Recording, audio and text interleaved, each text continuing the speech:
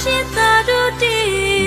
တရားနာတဲ့သူမှာကိုယ်ကဘာပင်လားတရားဟောတဲ့သူမှာအသင်ချီအပေမလားသာ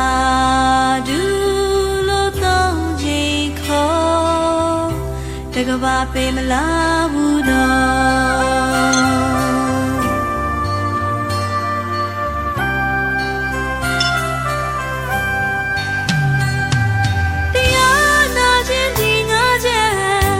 ကြားဘူးသူမှာကြားနာရခြင်းစိတ်မှာဖြူစင်ခြင်းမှာယုံ